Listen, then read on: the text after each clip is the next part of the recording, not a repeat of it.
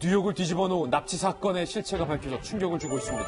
일단 지난달 16일 밤 차량 한 대가 인도에 서더니 지금 보세요. 갑자기 괴한 2명이 내려서 10대 소녀를 차량에 태웁니다. 어머니가 필사적으로 저지하지만 길거리에 내동게 처지죠. 남성들의 힘을 제압하기는 역부족. 결국 딸을 놓치고 맙니다.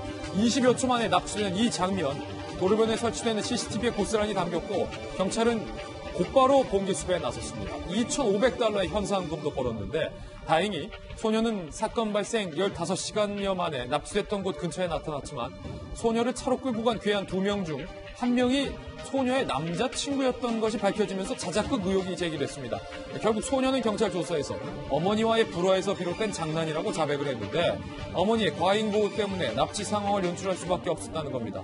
가족은 모국인 온두라스로 돌아가려 했지만 소녀가 미국에 남기를 원하면서 갈등이 불거진 것으로 알려졌는데 아무래도 납치극을 함께 벌인 남자친구와 떨어지기 싫은 마음이 컸던 게 아닐까 싶은데 경찰은 자작극을 벌인 소녀에게 형사처벌 여부를 검토하고 있는 상황입니다.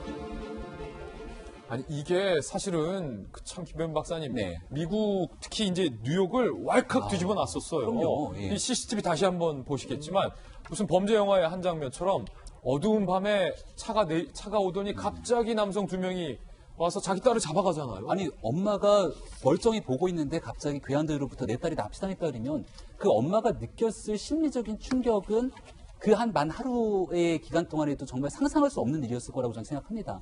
그러다 보니 저게 미국 내에서뿐만이 아니라 영상을 바탕으로 전 세계 이슈를 끌게 됐던 상황인데 결국 알고 보니까 자작극으로 드러났던 거잖아요. 그러니까 저 소녀가 엄마의 모정에 대해서 이번에 한번 좀 생각해보는 계기가 되지 않을까라는 생각이 드는데요.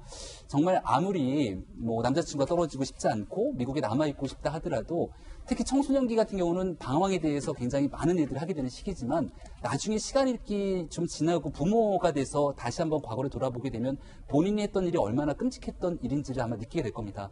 저 기간 동안 저 부모가 받았을 심적 고통을 생각한다면 상상할 수도 없는 일이라고 봅니다. 예, 그나마 그래도 납치가 아니어서 다행이다. 네. 안도의 좀 한숨을 내쉬었습니다.